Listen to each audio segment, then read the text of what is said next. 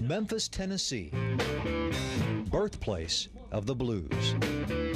The songs are often the diary of a musician's soul. But sometimes the blues run so deep, it's nearly impossible to put them into words. AKA Lake City's management. The words haunting George Pence are part of an elaborate real estate con game, a game he lost before he even realized he'd been played. I'd say one of the biggest cons in the world. Pence, a longtime Memphis real estate broker, thought he'd found the perfect partners in David Allen, an ex-pro boxer, and his friend Mian Aldridge, a former pro football player with a Harvard MBA. Pence wanted to sell property while Allen and Aldridge wanted to buy.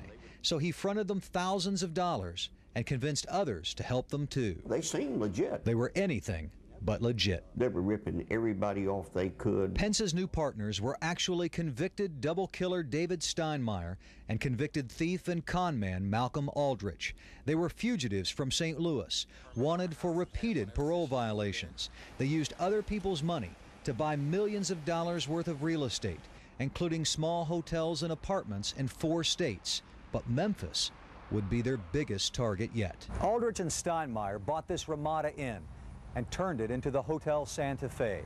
They owned it, operated it, and used it as their official headquarters of all Memphis operations. It bought them instant credibility in the real estate community and was the foundation for their con. They held business meetings at the hotel, living in these rooms, and they lived a lavish lifestyle. They took cruises, drove nice cars, and traveled around the country.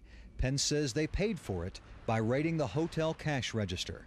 They got close to the biggest deal of all, buying more than 1,000 rundown apartments from a Memphis church. If they hadn't been busted, they would have owned this. Yes.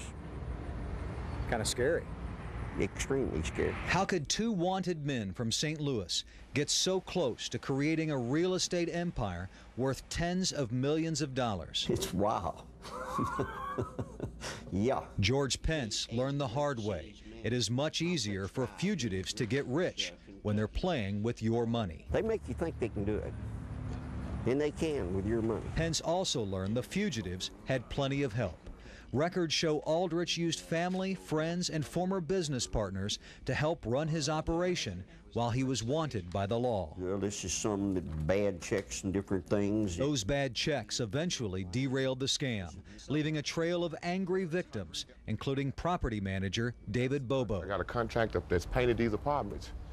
They still owe him about $3,500 right now. Pence says they owe him $50,000, but he knows he'll probably never get his money back. So when he finally discovered Steinmeier and Aldrich were fugitives, he got even. He set up a meeting at a Memphis bar, and when police stormed in and arrested them, Pence saw them cuffed and hauled away. Now they're back in a Missouri prison facing years of hard time. I think they deserve it. It's George Pence's story. In Memphis, you could call it the 75-year-old broker's blues.